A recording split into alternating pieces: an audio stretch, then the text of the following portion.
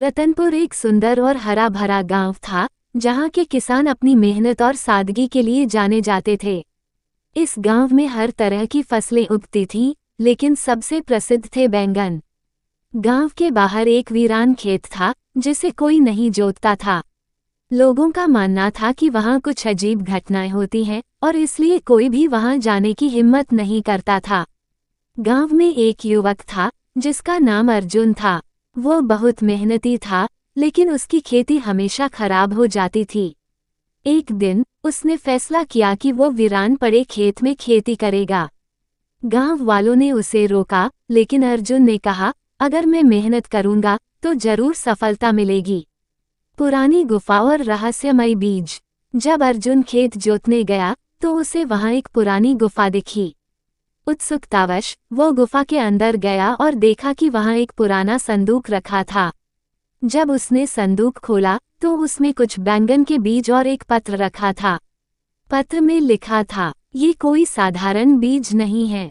अगर इन्हें सच्चे मन और मेहनत से उगाया जाए तो ये जादुई बैंगन देंगे।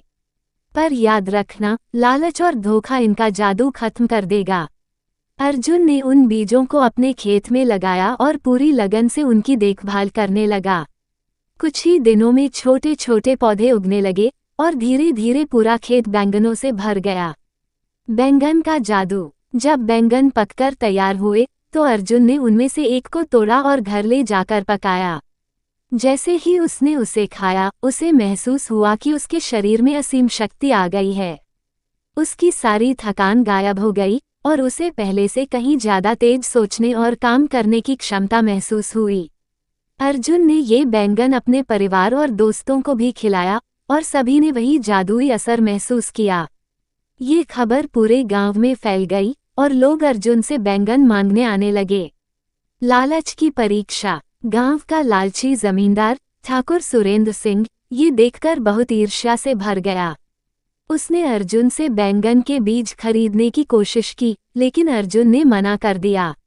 अर्जुन ने कहा, ये बीज केवल मेहनती और ईमानदार लोगों के लिए हैं। जो इन्हें सच्चे दिल से उगाएगा वही इनका जादू देख सकेगा। ठाकुर को ये सुनकर गुस्सा आ गया। उसने चोरी से बीज चुराने की योजना बनाई। रात में उसके नौकर अर्जुन के खेत में घुसे और बीजों को उठाने लगे, लेकिन जैसे ही उन्होंने बीजों को छुआ वे राख में बदल गए। ये देखकर ठाकुर डर गया और उसने अर्जुन से माफी मांगी। गांव की समृद्धि। अर्जुन ने बैंगन के बीज गांव के किसानों में बांट दिए और उनसे कहा कि वे इन्हें प्यार और मेहनत से उगाएं।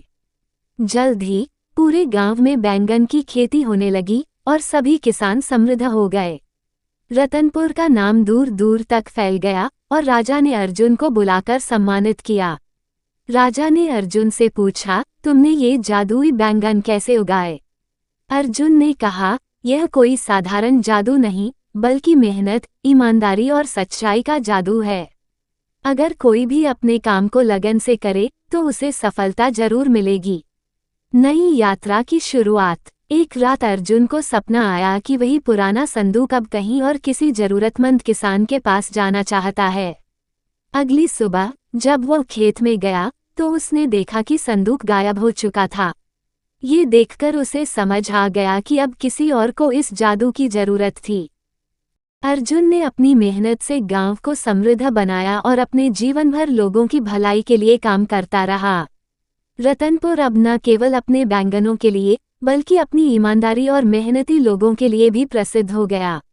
शिक्षा। इस कहानी से हमें ये सीख मिलती है कि मेहनत और ईमानदारी का कोई विकल्प नहीं होता। बहुत समय पहले की बात है। एक छोटे से गांव में रामू नाम का एक गरीब किसान रहता था। उसकी एक छोटी सी जमीन थी जिस पर वो मेहनत करके अपनी आजीविका चलाता था। लेकिन लगातार सूखे और खराब फसल के कारण वह बहुत परेशान था। उसकी हालत इतनी खराब हो गई थी कि उसके पास खाने के लिए भी पर्याप्त अन्न नहीं था। जादू की शुरुआत। एक दिन जब वो अपने खेत में हल चला रहा था, उसे जमीन में कुछ अजीब सा चमकता हुआ नजर आया। उसने उत्सुकतावश मिट्टी हटाई और पाया कि वहां एक बड़ी मूली उगी हुई थी जो चमक रही थी। रामू ने उसे निकालने की कोशिश की, लेकिन वह इतनी बड़ी और भारी थी कि वह अकेले उसे निकाल नहीं सका। उसने गांव वालों को बुलाया और सबने मिलकर उस मूली को बाहर निकाला। जैसे ही मूली को बाहर निकाला गया, अचानक वहां एक तेज रोशनी फैली और एक जादुई बाबा प्रकट हुए। उन्होंने मुस्कुराते हुए रामू से कहा, रामू, तुम एक ईमानदार और मेहनती किसान हो, इसलिए मैं तुम्हें ये जादुई मूली दे रहा हूँ। यह मूली तुम्हारी किस्मत बदल सकती है। रामू ने आश्चर्य से पूछा, बाबा, यह मूली कैसे मेरी किस्मत बदलेगी? बाबा ने उत्तर दिया, इस मूली का एक टुकड़ा जिस भी चीज पर रखोगे वह सोने में बदल जाएगी। लेकिन याद रखना, इस जादू का गलत इस्तेमाल मत करना। ईमानदारी और अच्छे कर्मों से ही ये तुम्हारे लिए लाभकारी होगी। रामू की समृद्धि। रामू बहुत खुश हुआ और धन्यवाद देते हुए मूली को लेकर अपने घर चला गया। उसने पहले परीक्षण के लिए मूली का एक छोटा सा टुकड़ा लकड़ी पर रखा और देखते ही देखते वह सोने में बदल गई। ये देखकर उसकी खुशी का ठिकाना न रहा। अब रामू को पैसों की चिंता नहीं रही। उसने धीरे धीरे अपने खेतों को फिर से उपजाऊ बनाया, गांव में एक स्कूल बनवाया और जरूरतमंदों की मदद करने लगा।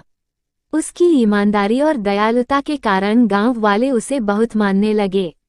लालच का अंजाम। लेकिन गांव के कुछ लालची लोग ये देखकर जलने लगे।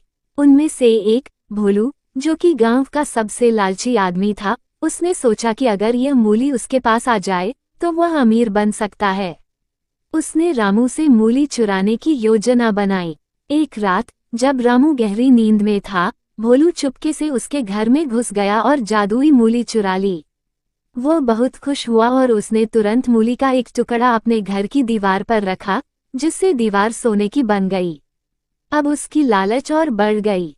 उसने मूली का बड़ा हिस्सा अपने पूरे घर पर रगड़ दिया। लेकिन तभी एक अजीब घटना घटी। जैसे ही उसने मूली का इस्तेमाल ज्यादा करने की कोशिश की, पूरा घर सोने का होते ही अचानक भारी होने लगा और भर भर आकर गिर पड़ा। भोलू उसमें फंस गया और उसे बहुत चोटें आईं। मूली के जादू का गलत इस्तेमाल करने के कारण उसका पूरा सोना मिट्टी में बदल गया। राजा की नज़र। भोलू की लालच का परिणाम सबके सामने था, लेकिन इस घटना के बाद एक और समस्या खड़ी हो गई। जादुई मूली के बारे में राजा के जासूसों को पता चला और यह खबर राजा के कानों तक पहुंच गई। राजा ने तुरंत अपने सैनिकों को भेजा और रामू को दरबार में बुलाया। राजा ने कहा, रामू, हमें तुम्हारी जादुई मूली के बारे में पता चला है। यह एक अनमोल खजाना है, इसे राजकोष में जमा कर देना चाहिए। रामू असमंजस में पड़ गया। वह जानता था कि यह मूली गांव की भलाई के लिए उपयोग की जानी चाहिए, लेकिन राजा इसे सिर्फ अपने स्वार्थ के लिए इस्तेमाल कर सकता था।